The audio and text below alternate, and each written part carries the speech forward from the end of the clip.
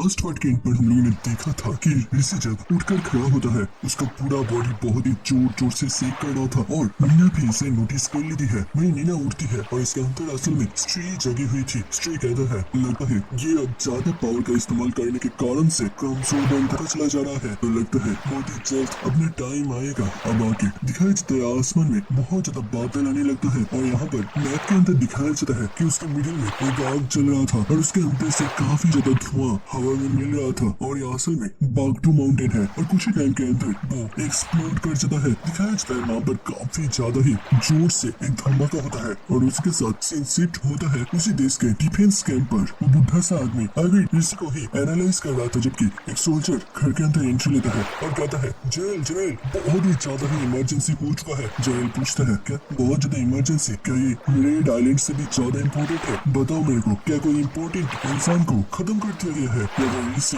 Red island को छोड़कर हमारे देश पर आ चुका है? मेरे सोल्जर बचने से लथपथ हुए कहता है बागटू माउंटेन अब पूरी तरीके से एक्टिव हो चुका है। भाई जनरल को याद आता है हम लोगों ने उस रिसर्चर के पेपर से जैसे कि कहा गया था ये होने ही वाला है। तभी जनरल काफी ज्यादा ही टेंस हो जाता है और वो कहता है मेरे को लगा था हमें और थोड़ा टाइम मिल जाएगा बट। और तभी वो अचानक से बहुत ही जोर का भूकंप महसूस करता है। सीन शिफ्ट होता है और उसी स्टैचू की जगह को दिखाया जाता है। वहाँ पर काफी सारे लोग घूमने के लिए आए थे। तभी एक स्टैचू बहुत ही जोर जोर से खटखटाता है। उसके नीचे वहाँ पर एक आदमी और औरत खड़ी थी और तभी उस आदमी के चेहरे के ऊपर काफी सारा डस्ट गिरता है और वो बहुत ही ज्यादा घबरा जाता है। उसके चेहरे से पसीना गिरने लगता है और वो जोर से चीखता है। तभी दिखाया जाता है वो स्टैचू नीचे की तरफ गिरने लगता है और आसपास के लोग बस अपनी जान को बचाकर वहाँ से भागने लगता है। और तभी सीन शिफ्ट होता है नीना के देश पर। वहाँ पर एकदम से नॉर्मल सा माहौल था। शहर के अंदर लोग अपने मुताबिक इधर से उधर जा रहे थे। तभी एक लड़के को दिखाया जाता है जो कि इंस्टाग्राम पर एक लड़के के फोटो को लाइक करता है और तभी वो सभी एक हल्का सा भूकंप महसूस करता है और बस पलकों में सारे लोग एक ही जगह पर थम सा जाता है क्योंकि उनके मोबाइल पर एक नेशनल इमरजेंसी मैसेज आया था जहाँ पर बताया गया था कि सारे लोग आराम से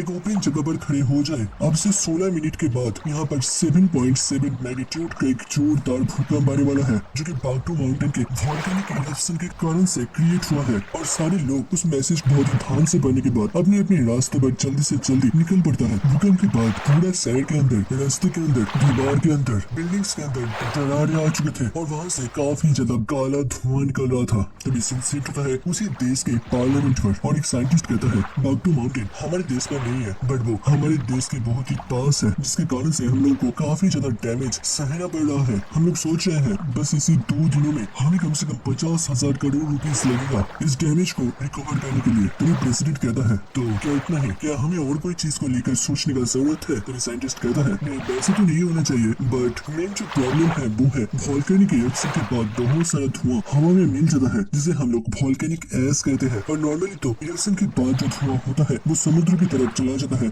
एसिड के कारण से बहुत लोगों को सांस लेने में प्रॉब्लम होता है। लंग्स कैंसर वगैरह भी छा सकता है। इसके साथ साथ बहुत सारे लोग भी मारे जा सकते हैं। नॉर्मली ये धुआं हमारे देश में नहीं आता बल्कि समुद्र की तरफ चला जाता है बट हवा का दिशा बदल चुका है। वो अपना डायरेक्शन बदल कर और जो हुआ है रेड आइलैंड के कारण से जब उस देश ने केमिकल अटैक किया था रेड आइलैंड पर तब वो मॉन्स्टर ऋषि ने एक अजीब सा पावर का इस्तेमाल किया था जिसके कारण से वहाँ से बहुत ही जोर से हवा बहने लगा था और वो हवा का प्रेशर भी वहाँ से ही बह रहा है और इसी के कारण से ये धुआं समुद्र में ना जाकर हमारे देश की तरफ आने वाला है और ये सीधा सीधा हमारे देश के कैपिटल को हिट करेगा। अब सुनकर तो अकॉर्डिंग प्रेसिडेंट सिया का हालत खराब हो जाता है और साइंटिस्ट कहता है हमारे पास यहाँ से बचने का कोई भी रास्ता नहीं है, हमें इस दिक्कत का सामना करना ही पड़ेगा। दूसरी तरफ रेड आइलैंड में सीन शिफ्ट होता है। नीना वहाँ पर आराम से सो रही थी तभी वो अपनी आंखें खोलता है। ऋषि वहाँ पर और भी खड़ा था बट नीना अब काफी ज्यादा हैरान हो जाती है और वो कहती है कि अभी के लिए युद्ध खत्म हो चुका है क्योंकि शाम से लेकर अब तक कोई भी हमारी तरफ नहीं आया है। ऋषि कहता है हाँ मेरे को भी ऐसा ही लगता है और तभी नीना अपने हाथ छोड़ते हुए आंखें बंद करता है और अचानक से वो काफी ज्यादा ही शॉक हो जाता है क्योंकि वो दूसरे स्ट्री के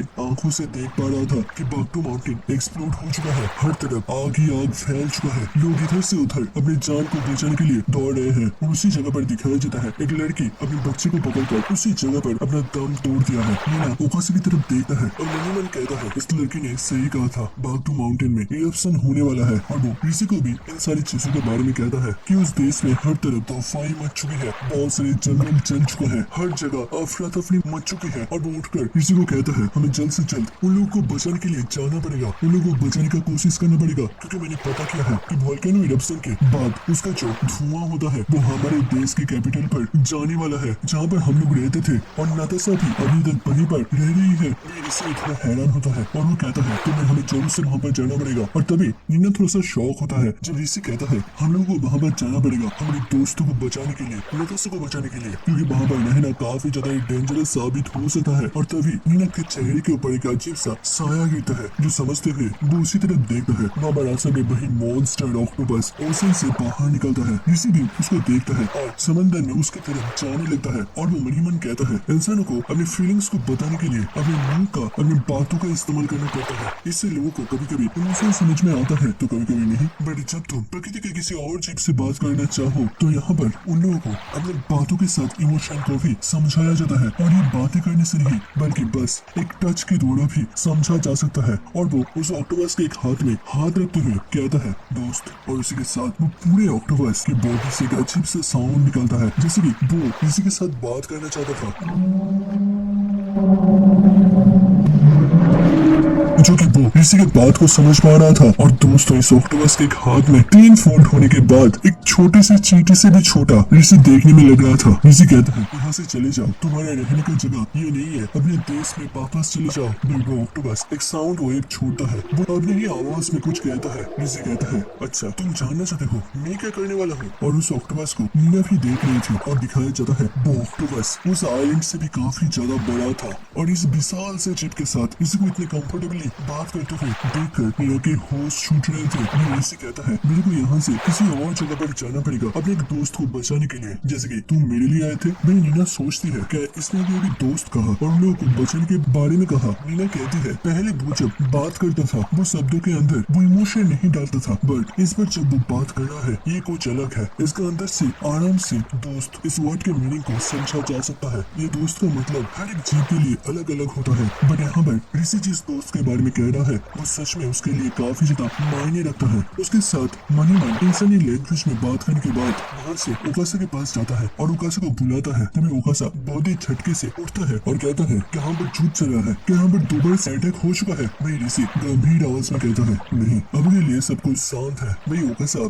थोड़ा सा रियली फील करती है। तभी ऋषि कहता है हमें अभी के अभी हमारे देश के कैपिटल सिटी पर जाना पड़ेगा। वही ओकासा उठते हुए कहती है बट अचानक से क्यों। तभी ऋषि कहता है जैसे कि तुमने कहा था कि बागटू माउंटेन पर एक इरप्शन होने वाला है, वो अभी अभी हो चुका है और हमें जल्द से जल्द वहाँ पर जाना पड़ेगा अपने एक दोस्त को बचाने के लिए। वही ओकासा कहती है क्या एक दोस्त को, ये एक नेचुरल डिजास्टर है, इससे तुम किस तरीके से निपट पाओगे। तभी वो मन ही मन सोचता है नहीं ये कर सकता है, ये इम्पॉसिबल को भी पॉसिबल कर सकता है। इसे अगर इंसान से बढ़कर एक गॉड कहा जाए तो भी गलत नहीं होगा। तभी ऋषि समुद्र की तरफ जाने लगता है, जबकि ओकासा पूछता है तो हम लोग यहाँ से कैसे जाने वाले हैं। तभी ऋषि कहता है रुको जरा सब्र करो, और इसके साथ अपने हाथ को आगे बढ़ाते हुए पानी के ऊपर दोबारा से एक बड़ी सी वाटर की पहाड़ बनाने लगता है। दिखाया जाता है वो पानी धीरे धीरे ऊपर आ रहा था। तभी ऋषि बहुत ही ज्यादा ही शॉक हो जाता है, क्योंकि बस पलकों में वो पानी का स्तूप गायब हो जाता है। ओकासा पूछती है तुम करने क्या चाहते हो। नीना के अंदर स्ट्री भी इसे नोटिस कर लेता है। ऋषि कहता है वाटर माउंटेन बाहर आओ, और उसके साथ वो दोबारा से अपने हाथ को ऊपर की तरफ खींचता है। बट इस पर भी ऋषि का मैजिक किसी भी काम का नहीं था। ऋषि अपने हाथ को देखता है और कहता है ये काम क्यों नहीं कर रहा, क्या मेरा पावर मेरे से जा चुका है। वो बहुत ही ज्यादा ही एंसियस हो जाता है, जिसके पीछे से नीना भी काफी ज्यादा शॉक थी। और वो कहती है ऐसा हो सकता है तो बहुत टाइम से सोए नहीं हो, और इसके अलावा तुमने अपनी पावर का बहुत ही ज्यादा ही इस्तेमाल कर लिया है, तो इसके कारण से हो सकता है तुम्हें थोड़ा सा रेस्ट का जरूरत पड़े। बट तभी उसके सिर में काफी ज्यादा शॉक लगने लगता है, वो जोर जोर से चीखने लगता है। और ऋषि भी समझ जाता है कि नीना के अंदर स्ट्री कुछ हलचल कर रहा है। नीना वहाँ पर बहुत ही जोर जोर से चीख रही थी। वो अपने घुटनों में आ जाती है और कहती है मेरे सिर लग रहा है फट जाएगा। वही ओकासा नीना के पास आते हुए उसको तसल्ली देने का कोशिश करती है। तभी नीना कहता है ऋषि यहाँ से भाग जाओ, यहाँ से भाग जाओ जल्द से जल्द, जितना जल्दी हो सके। और तभी नीना के ब्रेन के ऊपर पूरी तरीके से स्ट्री कंट्रोल ले लेता है। उसका दूसरा आंख भी रेड पड़ जाता है और नीना अचानक से चीखना भी बंद कर देती है। ऋषि पूछता है नीना क्या तुम ठीक हो। वही दिखाया जाता है नीना अपनी आंखें ऊपर उठाता है, अब उसका दोनों आंखें रेड पड़ चुका था। तभी ऋषि के साइड से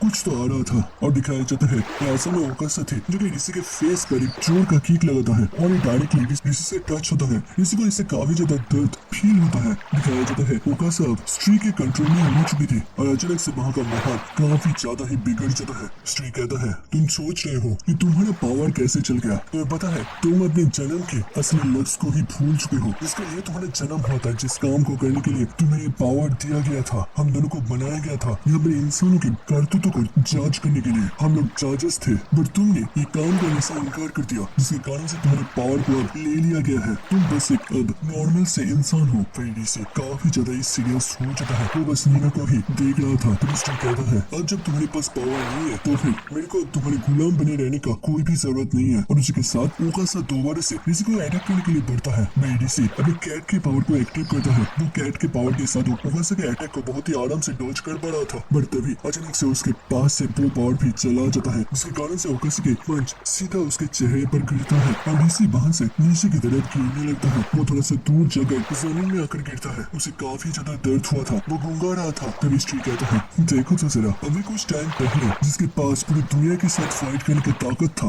वो अब एक छोटे से बच्चे को भी संभाल नहीं सकता। तुमने मेरे को बहुत ही ज्यादा ही डिसअपॉइंट किया है और मेरे को लगता है तुम अब दुनिया के ऊपर एक पूरी तरीके से बोझ हो। तुम्हारे पास जिंदा रहने का कोई भी हक नहीं है, तो फिर तैयार हो जाओ मौत को अपने गले लगाने के लिए। और जब वो बात करने ही जा रहा था, अचानक से उसका आंख ऊपर की तरफ जाता है, क्योंकि उससे उस जगह के ऊपर एक काला अंधेरा छा जाता है, क्योंकि वहाँ पर वो ऑक्टोपस अपने टेंटिकल को ऊपर उठाते हुए उनकी तरफ एक अटैक करने के लिए बढ़ रहा था। मिस्ट्री कहता है और नो, लगता है मैंने बिना सोचे समझे बहुत ही जल्दी कर दी। मेरे को अभी भी लगा था कि मेरे को ये पावर मिला है और अब मैं इस पूरी दुनिया के ऊपर राज कर सकता हूँ, बट काफी ज्यादा अफसोस की बात है मैंने अभी भी इस बॉडी के ऊपर पूरी तरीके से कंट्रोल लिया है। इस फॉर्म के साथ मैं किसी भी तरीके से इस पावर को संभाल नहीं सकता। बेडी से जोर से कहता है रुक जाओ रुक जाओ, और वो ऑक्टोपस अपने अटैक को दूसरी तरफ डाइवर्ट कर देता है, जिसके कारण से स्ट्री और ओकासा बच जाता है। स्ट्री कहता है देखा ना, इंसान की तरफ बॉडी पाते हुए तुम इंसान की तरफ इमोशनली कमजोर बनते चले जा रहे हो, और तुमने इस बार तो मेरे को बचा भी लिया। मेरी बात के ऊपर विश्वास करो, तुम इस चीज को सोचते हुए बहुत बार रिग्रेट करने वाले हो, और वैसे भी तुम एक अब बेकार से इंसान बन चुके हो, तो तुम जिंदा रहो या फिर मर जाओ, इससे मेरे को कोई भी फर्क नहीं पड़ता। तुम यहीं पर रहो और सारे लोगों को देखो किस तरीके से मैं इस पूरी दुनिया से सारे इंसान को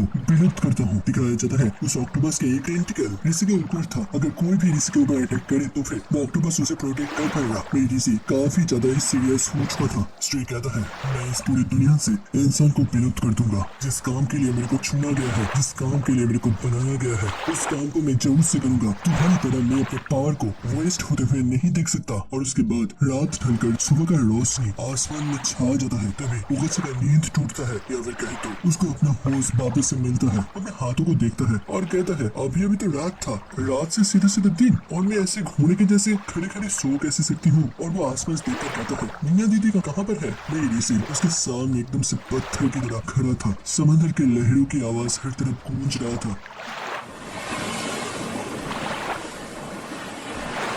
और ऋषि कहता है वो हमें छोड़कर चली गई। ऋषि अपने हाथ को देखते हुए कहता है क्यों, मेरा पावर मेरे से कैसे जा सकता है। तभी वो याद करता है कि स्ट्री ने कहा था कि मैं अपने जीने की वजह को खोता चला जा रहा हूँ, इसी कारण से मैं अपने पावर को भी खो दिया। मैं ऋषि सोचता है कि सच में बट मैं अभी भी इंसानों से नफरत करता हूँ। बट वो फिर अपनी मम्मी को याद करता है, वो आदमी उसकी मम्मी को याद करता है, मीना और नताशा को भी याद करते हुए कहता है नहीं, मैं ऐसा भी नहीं कर सकता। मैं कुछ लोगों को अपना दोस्त मानता हूँ, अपनी तरह मानता हूँ, अच्छे लोग मानता हूँ। तभी सूरज का रोशनी अब जमीन में आकर गिरता है। ऋषि समंदर के लहरों में कुछ देखता है, ये असल में एक इंसान का हाथ था। और तभी उसका रूह कांप उठता है जब वो देखता है वहाँ पर एक इंसान का पूरा बॉडी पानी से बहकर ऊपर आ चुका था। भाई ऋषि को बहुत ही ज्यादा उल्टियाँ आती है, क्योंकि उस बॉडी से काफी ज्यादा ही बदबूदार स्मेल हर तरफ फैलने लगता है। इसी उसी जगह पर उल्टियाँ कर देता है। उसका हालत सच में काफी ज्यादा खराब हो रहा था, क्योंकि ऋषि ने पहले कभी भी अपने आप को इतना ज्यादा कमजोर, इतना ज्यादा लाचार फील नहीं किया था। उसको जब भी किसी चीज से प्रॉब्लम होता था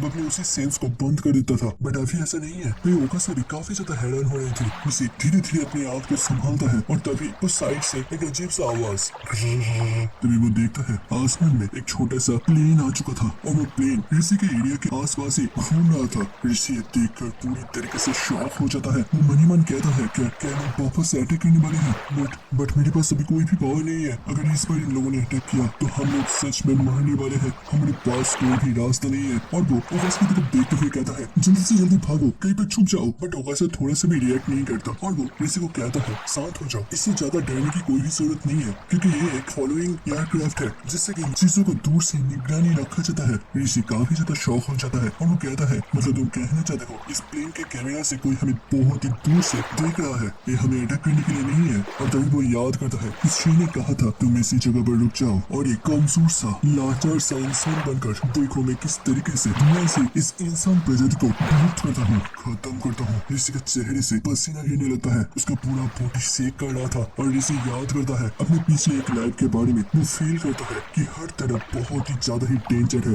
हर तरफ खतरा छाई हुई है। वो याद करता है जब वो एक खरगोश था उसे हमेशा चौकन्ना रहना पड़ता था, क्योंकि वो कभी भी किसी भी शिकार का शिकार बन सकता है। और अब के टाइम ऋषि को वही फीलिंग आ रहा था, इसके कारण से उसका पूरा बॉडी डर से थर-थर कर कांप रहा था। तभी ओकास से कहता है हे मैंने कहा, हे तुम क्या मेरे को सुन पा रहे हो? ऋषि अचानक से बहुत ही जोर से आवाज सुनकर ओकास की तरफ देखता है। ओकास से कहता है मैंने कहा कि हम लोग अब क्या करने वाले हैं? इसके पास कोई भी जवाब नहीं था और वो अपनी आंखें बंद कर लेता है और फिर कांपते हुए कहता है हम क्या कर सकते हैं? मैं कुछ भी नहीं कर सकता, मेरे पास अब कोई भी पावर नहीं है, मैं एक कमजोर सा इंसान बन चुका हूँ। भाई ओकास सोचता है लगता है इसने अपने पूरा मोटिवेशन खो दिया है, इसके पास ना है अब मोटिवेशन, ना है वो कॉन्फिडेंस, ना है वो पावर। मेरे को पता नहीं बट पहले के ऋषि और अभी के ऋषि के अंदर जमीन आसमान का फर्क है। हवाई में वो प्लेन अभी भी उनके आसपास घूम रहा था। ओकास कहता है अभी के लिए तो अटैक रुक चुका है, बट मेरे को पता है ये लोग अभी तक हमको निगरानी में रख रहा है, जब मौका आएगा ये लोग वापस से जरूर से अटैक करेंगे। तभी वो अपने सिर को नीचे करते हुए ऋषि की तरफ देखता है और कहता है इन लोगों का दुश्मन अब मैं नहीं बल्कि मेरे सामने ये अजीब सा इंसान है, जिसे मैं इंसान कहूँ या फिर मॉन्स्टर मेरे को नहीं पता, बट अभी के टाइम अगर देखा जाए तो ये एक इंसान है, ये ना कर सकता है अपने आप का रक्षा, ना कर सकता है मेरा, तो इसके साथ रहना भी काफी ज्यादा ही डेंजरस साबित हो सकता है। तभी वो साइड में देखता है, वहाँ पर एक इंसान का लाश बना हुआ था और वो कहता है अब सबसे अच्छा काम होगा अगर मैं इनको छोड़कर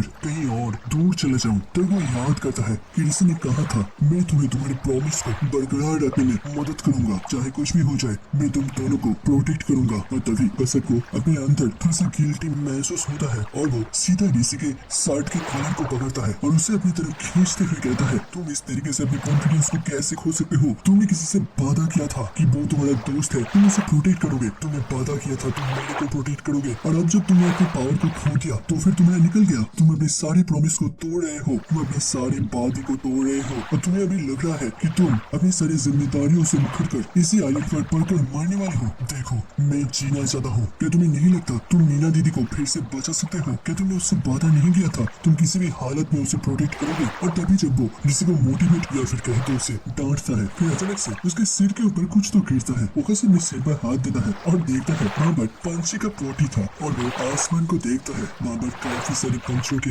परछाई गिर रहे थे जो कि ऋषि और ओकास को ही सेंटर कर घूम रहे थे। वहाँ पर हजारों की तादाद में पंछी आ जाते हैं और ऋषि कहता है तुमने सही कहा, मैंने सब कुछ अभी तक नहीं खोया है और अगर खो भी दिया है तो भी तुमने सही कहा, मैं वो सब कुछ करूंगा जिससे कि मैं अपने प्रॉमिस को रख सकूं, जिससे कि मैं तुम सभी लोगों को प्रोटेक्ट कर सकूं। और जब तक मेरे को सांस आ रहा है तब तक मैं अपने प्रॉमिस से किसी भी तरीके से मुकर नहीं सकता। हाँ मैं तुम सभी लोगों को प्रोटेक्ट करूंगा। तभी दिखाया जाता है पानी का एक ऊंचा सा लहर बनने लगता है और ऋषि कहता है मैं मीना को भी बचाऊंगा। और वो लहर असल में ऋषि के पावर का नहीं बल्कि उसी बड़े से ऑक्टोपस का था और उसी के साथ साथ वो सारे पंछी भी उसी के आसपास घूम रहे थे। ऋषि कहता है चलो फिर जाया जाए, अपने दोस्तों को प्रोटेक्ट करने के लिए, अपनी जबान के पक्के बनने के लिए, अपने लाव को स्ट्री के चंगुल से छुड़ाने के लिए जाया जाए। सनसेट होता है और दिखाया जाता है बाटू माउंटेन से और काफी ज्यादा लावा बाहर निकल रहा था। वही उससे कंट्री ए मतलब जहाँ पर नताशा का कैफे स्टोर था वहाँ का हालत दिखाया जाता है। हर तरफ एक काली सी बादल छा रहे थे, भूकंप से बहुत सारे बिल्डिंग्स टूट चुके थे। जब ये भी काफी नहीं था तो आसमान से राख की बारिश होने लगता है जो कि वोल्केनो इरप्शन से ही हवा में मिला था। तभी नताशा के कैफे स्टोर को दिखाया जाता है, वहाँ पर रेडियो में चल रहा था जितना हो सके बाहर ना निकले,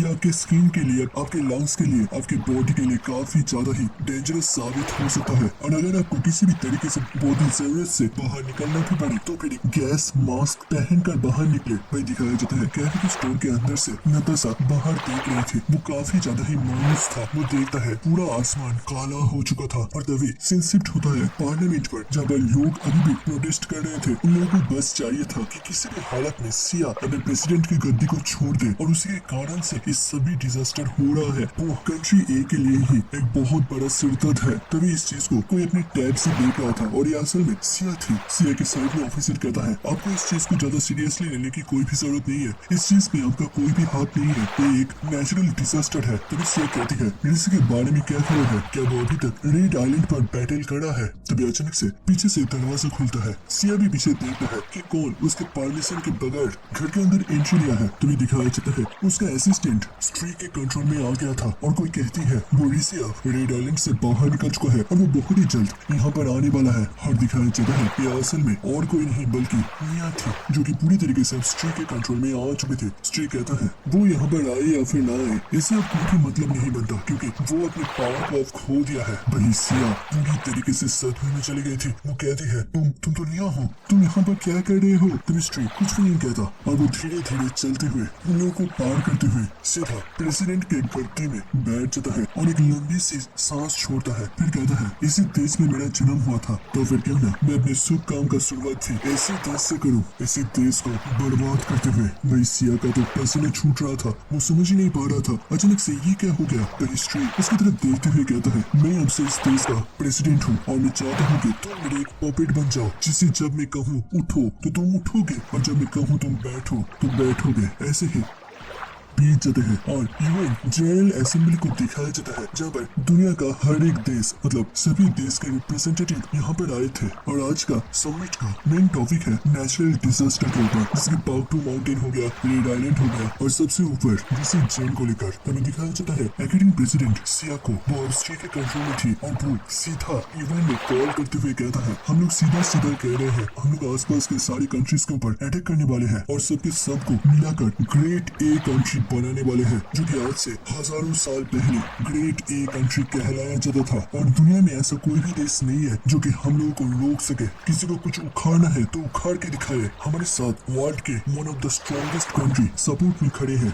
में सारे लोग आपस में बात करने लगते हैं यहाँ पर चल कर रहा है, ऐसा तो हो ही नहीं सकता कि कोई नॉर्मल सा इंसान अपने आप से पूरी दुनिया को चैलेंज कर दे। तभी एक आदमी कहता है क्या ऐसा हो सकता है कि कंट्री ए पूरी तरीके से अब स्ट्री के कंट्रोल में आ चुका है, उसका प्रेसिडेंट भी अब स्ट्री के कंट्रोल में है। तभी सामने से इंडिया का रिप्रेजेंटेटिव कहता है ऐसा हो सकता है और ऐसा भी हो सकता है कि यहाँ पर भी बहुत सारे लोग स्ट्री के कंट्रोल में ऑलरेडी है। तभी आपस में अचानक से एक हलचल सा मच जाता है। तभी एक कंट्री का रिप्रेजेंटेटिव कहता है अगर ये लोग ऐसा ही करना चाहते हैं तो फिर हम लोग भी हमारे मिलिट्री फोर्स का इस्तेमाल करेंगे इन लोगों को रोकने के लिए। तभी दूसरा आदमी कहता है ये इतना भी ज्यादा इजी नहीं होने वाला क्योंकि तुमने शायद से देखा होगा उस रेड आइलैंड को। कंट्री ए के पास तो बहुत ही ताकतवर मॉन्स्टर है, एक तो है वो रिसी और दूसरा है वो बहुत ही विशाल सा ऑक्टोपस। ऐसा हो सकता है वो लोग बहुत टाइम से अपनी ताकत को छुपा रहे थे और बहुत रिसर्च के बाद वो लोग ऐसा कोई बहुत ही ताकतवर बायोलॉजिकल वेपन को बनाकर दुनिया के सामने अभी के टाइम पेश कर रहा है। तभी पहला आदमी कहता है तो तुम कहना चाहते हो कि रिसी जेन असल में कंट्री ए का एक शस्त्र है और वो वीडियो को वायरल करने के द्वारा पूरी दुनिया को बताना चाहता है कि उनके पास अब बहुत ही ज्यादा ताकत आ चुका है, इन लोगों को अब कोई भी रोकने का काबिल भी नहीं है। तभी दूसरा आदमी कहता है हाँ पॉसिबिलिटीज है, हम लोग पूरी तरीके से इसे इग्नोर नहीं कर सकते। तभी प्रेसिडेंट आकर पहुंचता है और वो कहता है सारे लोग शांत हो जाओ, हमारे यहाँ पर जो डिसीजन लिया जाएगा वो पूरा दुनिया का डिसीजन होगा और आप लोग मिलकर वोट के द्वारा जो भी कहेंगे उसी डिसीजन को हम लोग कंट्री ए को लेकर पास करेंगे क्योंकि हम लोग डेमोक्रेसी में विश्वास करते हैं। तभी दिखाया जाता है दुनिया के टोटल 198 कंट्रीज में से कंट्री ए को छोड़कर 197 कंट्री वोट देता है, जिनमें से 180 देश ने कंट्री ए के ऊपर अटैक करना चूज किया था। दिखाया जाता है उन वोटर्स में से कुछ लोग स्ट्री के कंट्रोल में भी थे। तभी प्रेसिडेंट कहता है तो फिर हमारे 442 नंबर ए सेक्शन के सेक्शन 2 के मुताबिक हम लोग एक ग्लोबल वॉर का अनाउंसमेंट करते हैं। हम लोग कंट्री ए को इस दुनिया के नक्शे से गायब कर देंगे। दुनिया में शांति को कायम रखने के लिए, दुनिया में डेमोक्रेसी को बरकरार रखने के लिए कंट्री ए को दुनिया के नक्शे से गायब करना बहुत ही ज्यादा ही इम्पोर्टेंट हो चुका है। और दोस्तों ये प्रेसिडेंट भी स्ट्री के कंट्रोल में था। ये कंट्री ए का सीन दिखाया जाता है वहाँ बराबर भी एक काला सा अंधेरा छाया हुआ था और पूरे देश के मिलिट्री इक्विपमेंट बाहर निकल आता है जो कि नॉर्मली किसी जगह पर छुपाए रखा जाता है। जमीन में, पानी में, हर तरफ से इमरजेंसी डिक्लेयर कर दिया जाता है। सारे प्रोटेस्टर भी काफी ज्यादा ही शॉक हो चुके थे। वो लोग कह रहे थे हमारे प्रेसिडेंट इस तरीके से डिसीजन कैसे ले सकते हैं, अब हमारा देश पूरी दुनिया का दुश्मन बन चुका है। अगर ऐसा ही चलता रहा तो फिर हमारे देश का नक्शा इस दुनिया से गायब हो जाएगा, हमें शांति चाहिए। वही दिखाया जाता है उन सोल्जर्स में से भी काफी सारे सोल्जर्स जो हिस्ट्री के कंट्रोल पोजीशन में नहीं था वो लोग काफी ज्यादा परेशान हो जाते हैं, बट वो ऑर्डर को तो किसी भी तरीके से ठुकरा नहीं सकते। दिखाया जाता है एक तरफ जब सारे सिविलियंस खड़े हुए थे, सामने की तरफ बहुत सारे सोल्जर्स खड़े हुए थे और प्रेसिडेंट सिया ऑर्डर देता है सारे सोल्जर्स हमला कर दो। अर्थात यहाँ पर नॉर्मल सिविलियंस जो कि प्रोटेस्ट कर रहे थे उनके ऊपर हमला करने का बात करा जा रहा है। तभी दिखाया जाता है उसी यूएन के प्रेसिडेंट को, वो कहता है अच्छा तो फिर उस प्रेसिडेंट सिया ने नॉर्मल सिविलियंस के ऊपर अपने सोल्जर्स के साथ हमला कर दिया, तो फिर चलो हमारे लिए नॉर्मल सिविलियंस की जिंदगी ज्यादा इंपॉर्टेंट है, हम लोग वहाँ के डिक्टेटरशिप को खत्म कर देंगे। सीन शिफ्ट होता है 2 घंटे के बाद कंट्री ए के काले से धुएं को छेद करते हुए बैलिस्टिक मिसाइल नीचे की तरफ गिरने लगता है। उन लोगों का कोई टारगेट नहीं था बल्कि वो लोग पूरे देश को ही एक टारगेट बना लिया था। लोगों का वहाँ पर हाहाकार छा जाता है और उसी के साथ साथ बहुत ही जोर जोर के धमाके की आवाज हर तरफ गूंजने लगता है। सिंपली वहाँ पर इंसान के द्वारा बनाए गए शस्त्र का तांडव चलने लगता है। दूसरी तरफ एक टीवी स्क्रीन से स्ट्री ये सब कुछ देख रहा था और वो हंसता है।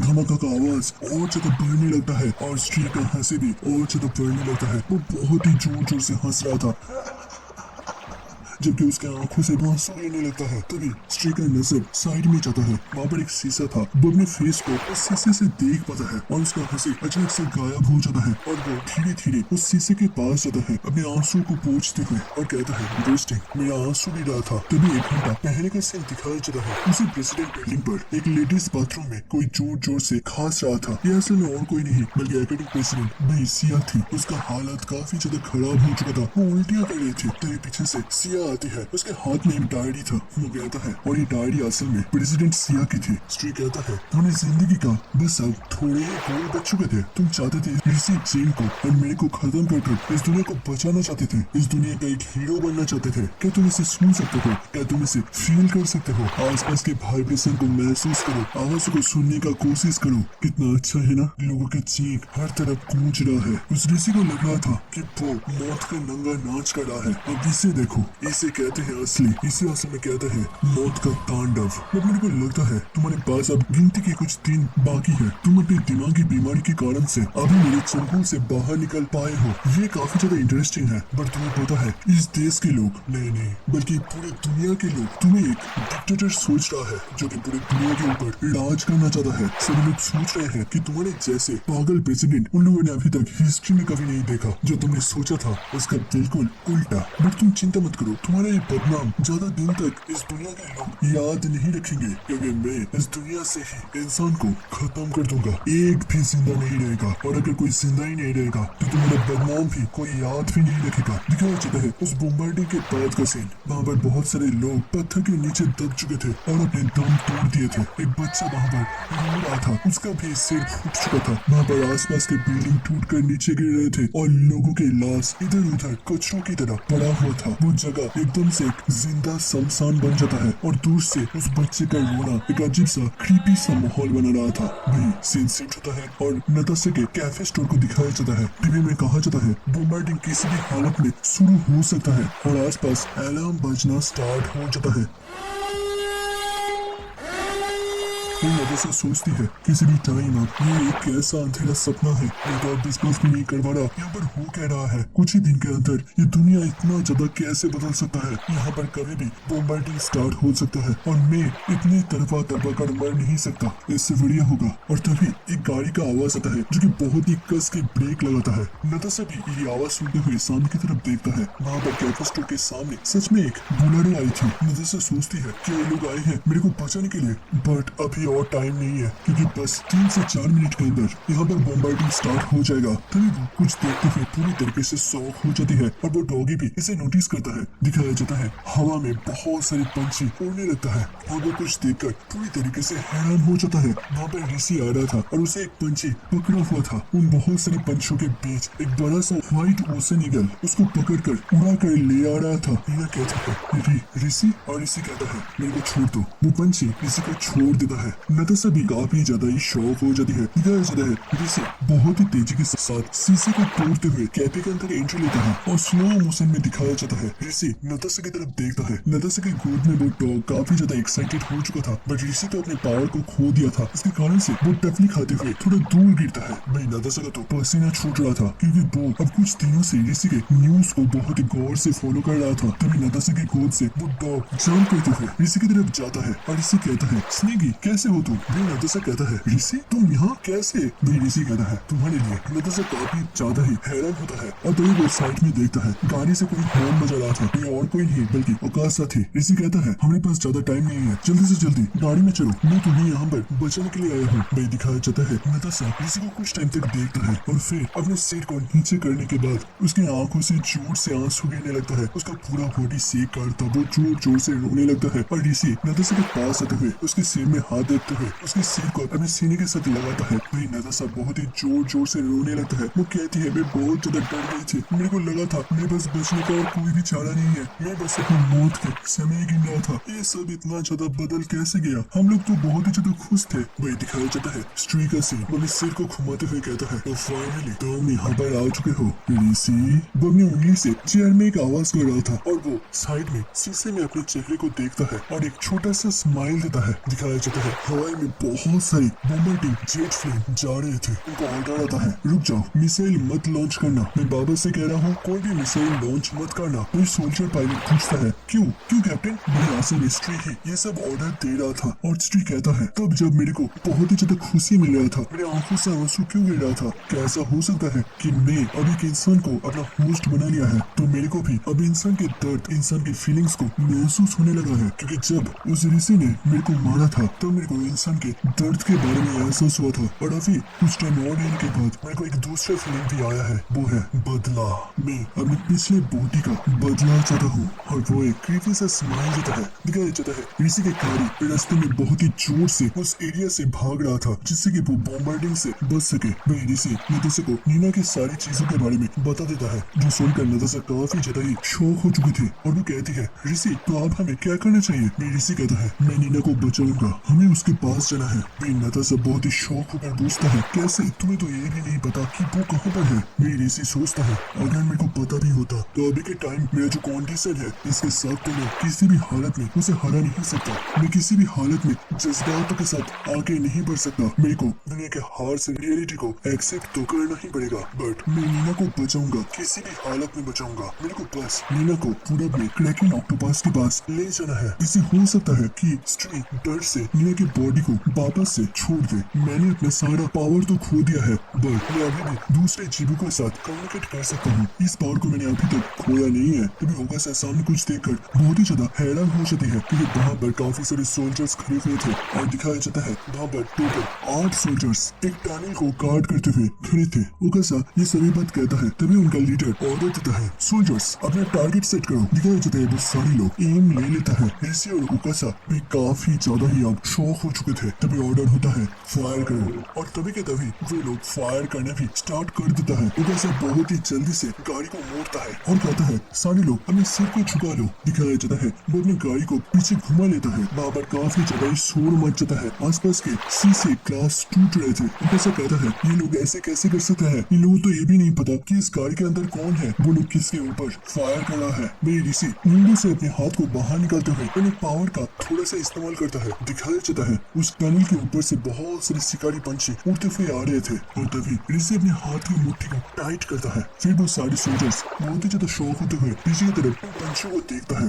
भाई स्ट्री काफी ज्यादा ही शौक हो जाता है और वो कहता है लगता है मैं इस तरीके से इसे छोड़ नहीं सकता। किसी पता कोई से अपना पावर वापस से मिल जाए। तो ऋषि हवा में देखता है वहाँ पर एक जेट प्लेन आ गया था और उसमें काफी सारे मिसाइल्स लगाए गए थे। ऊपर भी जोर से चीखता है ये लोग फायर करने वाले हैं, जल्दी से जल्दी बाहर निकलो। भाई गाड़ी को उसी जगह पर रोक लिया जाता है और सारे लोग गाड़ी को छोड़कर बाहर निकलता है और कहता है जल्दी से गाड़ी से दूर भागो। ऋषि नताशा के हाथ को पकड़कर जोर से खींचता है और तभी उस गाड़ी के साथ वो मिसाइल टक्कर पर एक जबरदस्त ब्लास्ट होता है और ब्लास्ट के इम्पैक्ट के कारण से ऋषि नीना ओकासा सभी दूर छिटक कर गिरता है। नताशा का तो हालत भी खराब हो चुका था। तो वो साइड में देखता है और वो काफी ज्यादा ही शौक हो जाता है क्योंकि वहाँ पर सारे सोल्जर्स उन बड़े बड़े शिकारी पंछियों के साथ फाइट कर रहा था, बट एक सोल्जर वहाँ पर अपना टारगेट सेट कर रहा रहा था। वो पूरी तरीके से फोकस था और उसका टारगेट था ओकासा। वो ट्रिगर को किसी भी टाइम दबा सकता था। भाई ओकासा अभी भी शॉक से बाहर नहीं निकल पाते। उसके आंखों में कुछ डास चला गया था और वो अपनी आंखें मचलता है। तभी वो अचानक से साइड से गोली का आवाज सुनता है और तभी आसपास खून फैल जाता है। दिखाया जाता है वो गोली असल में ऋषि के बॉडी के अंदर चला गया था। ऋषि ने ओकासा को बचाने के लिए उसके सामने खड़ा हो जाता है। भाई ओकासा अभी तक समझ नहीं पाते यहाँ पर क्या हुआ। भाई ऋषि के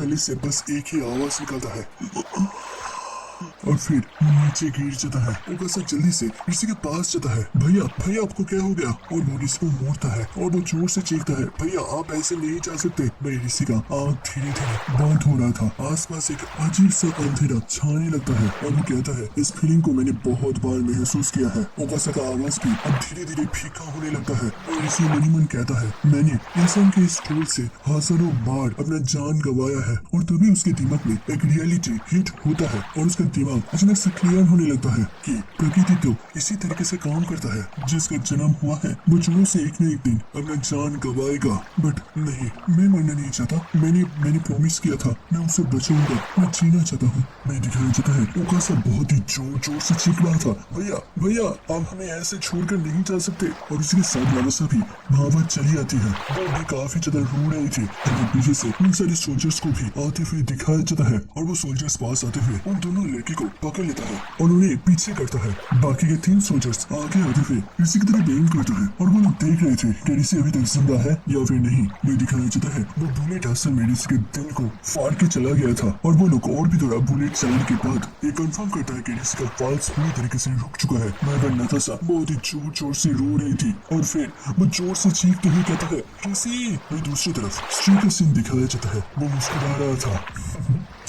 तो फाइनली मेरे रास्ते का सबसे बड़ा कांटा अब हट चुका है और तभी वो थोड़ा सा शॉक हो जाता है। दिखाया जाता है स्त्री की दूसरी आंख से बहुत ज्यादा आंसू गिर रहा था। अभी भी कहीं न कहीं स्त्री के अंदर नीना जिंदा थी। वो इन सारी चीजों को महसूस कर पा रही थी और सीन बाबा से शिफ्ट होता है। उसी जगह पर बाबा बहुत सारे पंछी अब मारे गए थे और उनके बॉडी जमीन में इधर उधर पड़ा था। नताशा और ओकासा और उस डॉगी को बांध कर ट्रक में उठा लिया जाता है। ओकासा काफी ज्यादा परेशान हो चुके थे। दूसरी तरफ ऋषिका से दिखाया जाता है उसे एक कॉफिन पर रखा जा रहा था और 3 सोल्जर मिलकर उस कॉफिन के दरवाजे को धीरे धीरे बंद कर रहा था। दिखाया जाता है ऋषि के बेजान शरीर को भी एक रस्सी से बांध दिया गया था और धीरे धीरे कॉफिन का दरवाजा चढ़ता है और फिर वो पूरी तरीके से लॉक हो जाता है। वही ऋषि के इंटरनल स्पेस का सीन दिखाया जाता है। उसका सेंसेस अभी एक ब्लू कलर के रोशनी में दिखाया जाता है। जैसे कि वीडियो की शुरुआत में जब ऋषि और किसी के बॉडी के अंदर जन्म लेने वाला था तब होता था। एक ऐसा अजीब सा जीव है, नहीं इसमें कोई जन्म का दर्द नहीं है बल्कि ये इंसान का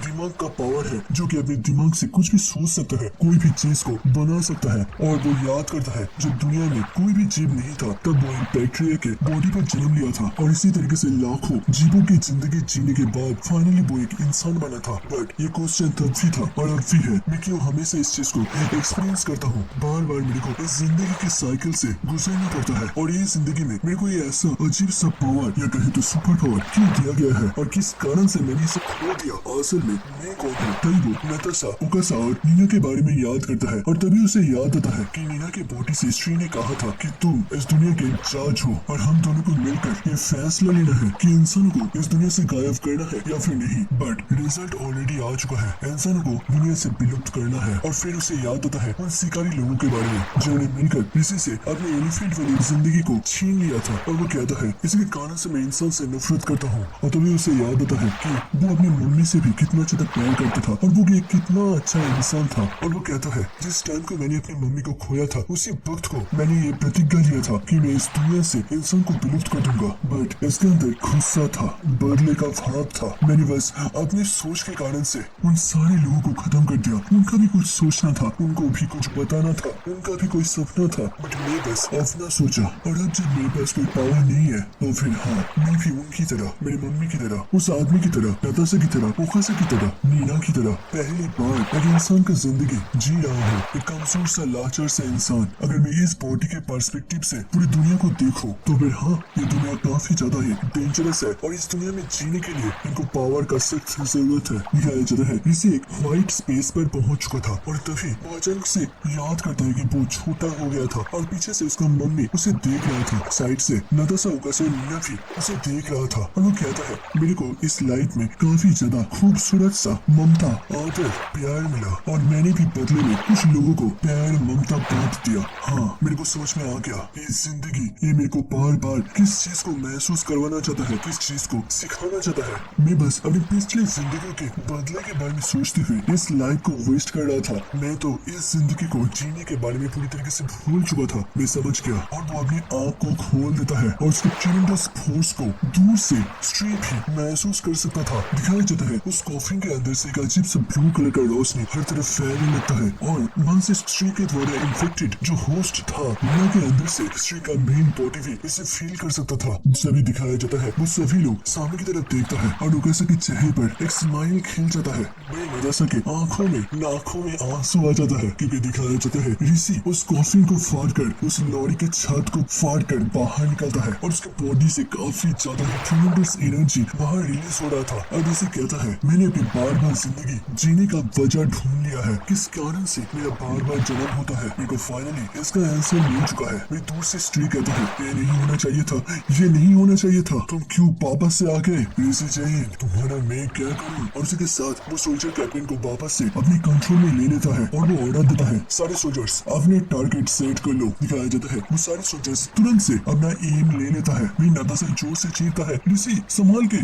ऋषि वापस से पहले की तरह पूरी तरीके से एक्सप्रेशनलेस था। कैप्टन ऑर्डर देता है गोली चलाओ। उसी के साथ वो सारे सोल्जर्स फायर करना स्टार्ट कर देता है। वहाँ पर हर तरफ से गोली ऋषि के बॉडी में गिर रहा था बट दिखाया जाता है उसके बॉडी के ऊपर जैसे एक लोहे का परत चढ़ गया था। वो बुलेट उसके बॉडी से टकरा कर उसी जगह पर ब्लास्ट होते हुए खत्म हो जाता है। ऋषि कहता है तुम सबके सब इनोसेंट हो, तुम तो बस अपने ऑर्डर को फॉलो कर रहे हो, तुम तो बस अपनी रेस की जिंदगी को बचाने की कोशिश कर रहे हो। मैंने तब अपने गुस्से में आकर अपने बदले के भाव में आकर उन सारे लोगों को खत्म कर दिया। वो लोग भी इनोसेंट थे, उनका भी कोई भी दोस्त नहीं था। मेरे को लगा था गॉड ने परमिशन दिया है ये सभी चीज करने का और इसी के कारण से मैं कुछ भी कर सकता हूँ। कोई भी मेरे को रोकेगा नहीं, कोई भी मेरे को टोकेगा नहीं। मैं जो कर रहा हूँ यही जस्टिस है दूसरे जिंदगियों के लिए। और तभी वो अपने पावर को अपने हाथ में इकट्ठा करता है और कहता है मैंने आज तक जितने भी सारे लोगों को खत्म किया है मैं तुम सभी लोगों की आत्माओं से माफी मांगना चाहता हूँ, मेरे को माफ कर देना। मैं दूर से नाताशा चीखता है ऋषि तुम वापस से पुकाई मत करना। मैं ऋषि कहता है मेरे को माफ कर देना और उसके आंखों से काफी ज्यादा रोशनी निकलने लगता है और बस पलकों में ऋषि उस लॉरी के ऊपर से गायब हो जाता है और वो सीधा आकर उन सोल्जर्स के साइड में एक जोरदार सा पंच लगाता है जिससे एक तगड़ा सा फोर्स एनर्जी बाहर रिलीज होता है। अब दिखाया जाता है ऋषि काफी ज्यादा ही कूल लुक दे रहा था। मैं दूसरी तरफ स्ट्री भी समझ जाता है कि ऋषि का अंदर का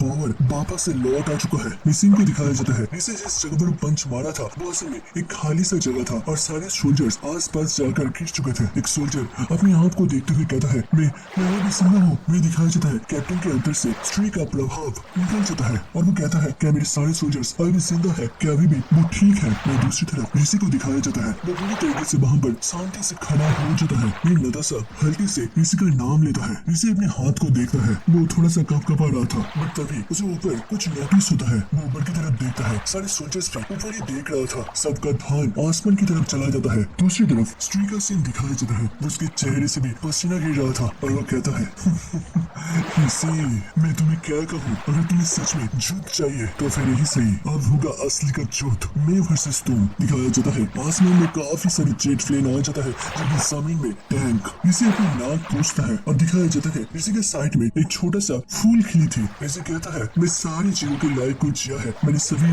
जिंदगियों को जड़ से जाना है और मेरे को लगता है ये दुनिया पूरी तरीके से स्टेबल है। मेरे को लगता था कि ये इंसान लोग एक अजीब सा वायरस है जो कि इस दुनिया को गंदा कर रहा है, इस दुनिया को नष्ट कर रहा है और मेरे को इस एरर को ठीक करने के लिए भेजा गया है। बट ये मेरा एरोगेंस था। और वो एक मुस्कुराहट देते हुए कहता है यहाँ पर सबसे बड़ा जो प्रॉब्लम है वो असल में मी और वो स्ट्री है। इस दुनिया में जो भी है वो परफेक्ट है। तब के टाइम पर डायनासोर्स था जो कि इस दुनिया को गंदा कर रहा था, हर तरफ बस तूफान मचा रहा था। कोई भी जीव के लिए तो बाहर निकलना भी बहुत ज्यादा ही डेंजरस था। और अभी के टाइम ये इंसान, मैं किसी चीज को जज नहीं कर सकता। मेरे को समझ में आ रहा है मेरे इस लाइफ का एकमात्र गोल है मेरा खुद का और तुम। और वो अपनी मन ही मन नाताशा को याद करता है। उसके सामने अब टैंक आ चुका था जो कि सीधा ऋषि को टारगेट में ले लिया था। वह स्ट्री ऑर्डर देता है फायर और बस बोलने के साथ ही टैंक से लॉन्चिंग हो जाता है। उसके साथ साथ सारे फाइटर जेट भी मिसाइल लॉन्च कर देता है। ऋषि कहता है मैं तुम्हारे हाथ को दोबारा से थामना चाहता हूँ, मैं तुम्हें बहुत ज्यादा मिस कर रहा हूँ। वो सारे मिसाइल्स आरपीजी ऋषि की तरफ ही बढ़ रहा था और इसे कहता है मैं इस दुनिया में एग्जिस्ट करता हूँ और मेरे को असल में यहाँ पर भेजा गया है इस ट्री के साथ फाइट करने के लिए। और वो अपने हाथ को आगे बढ़ाता है, ऑर्डर देता है अर्थ क्रैक। और तभी यहाँ पर एक बहुत ही जोर का धमाका होता है और दिखाया जाता है ऊपर हवाई में जितने भी सारे जेट प्लेन्स थे वो ब्लास्ट कर जाता है। उसके साथ साथ वो सारे टैंक जमीन के अंदर धंस जाता है। ये दिखाया जाता है डिफेंस कंट्रोल सेंटर जहाँ पर सारे सोल्जर्स डिफेंस को लेकर और सारे सोल्जर रिलेटेड चीजों को मॉनिटर करता है। तभी एक ऑफिसर को कॉल आता है, वो उसके साथ बात करता है और फिर वो कहता है हमारे ट्रूप्स अब फाइट नहीं कर सकते, वो लोग पूरी तरीके से नाकामयाब हो चुके हैं। भैया उनका सीनियर कहता है अच्छा क्या नाकामयाब हो चुके हैं, फाइट नहीं कर सकते, इन सारी चीजों का मतलब क्या है? तो वो ऑफिसर कहता है कि वहाँ पर ऋषि जैन ने हमला कर दिया है बट इस बार हम लोगों ने एक भी कैजुअलिटी फेस नहीं किया है। अब ये सुनकर तो वो सीनियर पूरी तरीके से हैरान हो चुका था।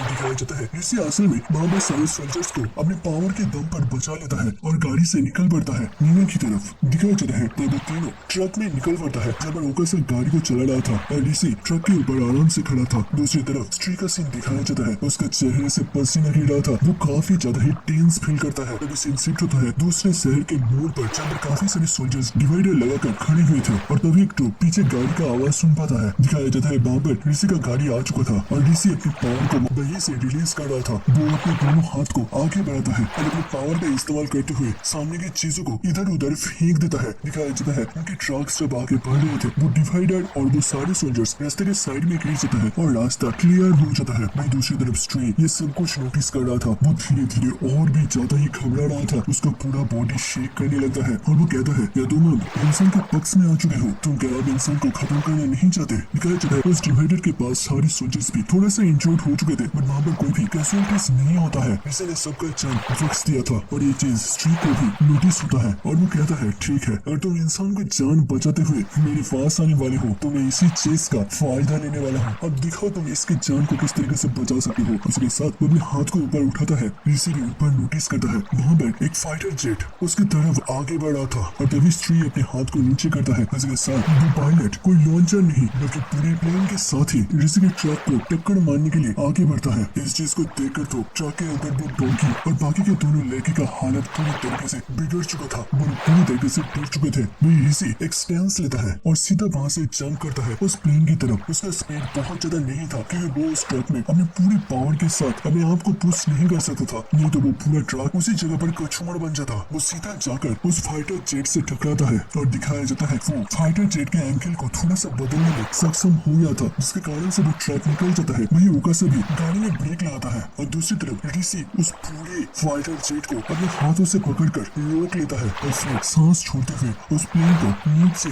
धीरे से लैंड करता है। दूसरी तरफ स्ट्री कहता है अच्छा तो तुम सच में इंसान को बचाना चाहते हो, तुमने इसे भी रोक लिया, तो फिर जल्दी इसे संभाल कर दिखाओ। और वो अपने दोनों हाथ को ऊपर उठाता है और दिखाया जाता है वहाँ पर एक नहीं दो नहीं बल्कि 10 फाइटर जेट आ चुका था। ऋषि भी इसे नोटिस करता है और तभी स्ट्री अपने हाथ को नीचे की तरफ लैंड करता है और कहता है जरा इसे रोक कर दिखाओ। फिर दूसरी तरफ ऋषि को दिखाया जाता है, वो कहता है जो चीज मैं नहीं कर सकता उसे लेकर पछतावा करने का कोई भी मतलब नहीं बनता, मैं यहाँ पर कुछ नहीं कर सकता। और दिखाया जाता है वो सारे फाइटर जेट असल में ऋषि की तरफ नहीं बल्कि चारों साइड में गिर जाता है और वहाँ पर बहुत ही जोर जोर से धमाका होता है।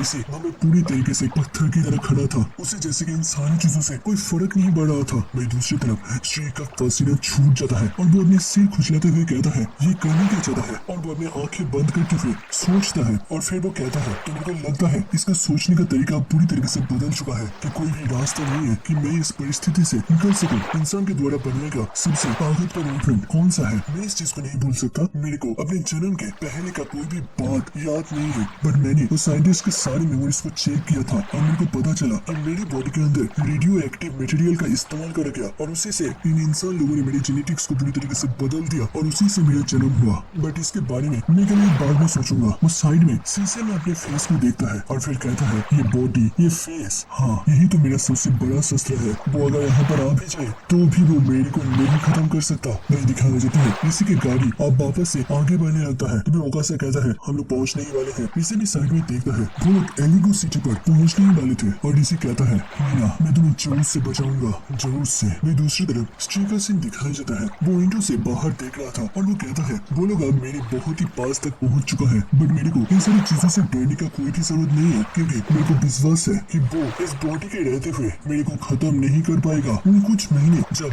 नीना को उस मॉन्स्टर के साथ रहना पड़ा तब मैं इस बॉडी के अंदर से अपने कंट्रोल को हटा लेता था जिससे कि वो इस बॉडी के और भी करीब आ सके। बट प्रॉब्लम ये है कि अभी भी मेरी बॉडी के ऊपर पूरी तरीके से कंट्रोल नहीं है। कोई कोई बॉडी पार्ट नीना अपने मर्जी मुताबिक हिला सकता है। तभी दिखाया जाता है उस बिल्डिंग के ऊपर से बहुत सारे फाइटर जेट दोबारा से आगे बढ़ता है और बस पलकों में वो फाइटर जेट गोली बरसाना स्टार्ट कर देता है और ये सारी गोली ऋषि अपनी बॉडी में सह रहा था और वो अपनी प्रोटेक्शन पावर को उस पूरे ट्रक के ऊपर भी एक्टिव कर रखा था जिसके कारण से कोई भी बुलेट ऋषि के पावर के सील्ड को भेद नहीं पाता। तभी दिखाया जाता है उस फाइटर जेट से कुछ मिसाइल्स बाहर लॉन्च होता है। ऋषि भी इसे नोटिस करता है और इस बार वो थोड़ा सा घबरा जाता है बट वो अपने पूरे पावर के साथ आर्मोर्डिलो सील्ड को 50 टाइम्स एक्टिव करता है। दूसरी तरफ नीना और ओगासा का हालत पूरी तरीके से खस्ती बन गई थी। ऋषि अपने हाथ को ट्रक में रखता है और कहता है एक्टिवेटेड और उसके साथ वहां पर बहुत ही जोर से धमाका होता है बट वो पायलट भी काफी ज्यादा शॉक हो जाता है क्योंकि उस धुएं के अंदर से कुछ ही टाइम के अंदर ऋषि की ट्रक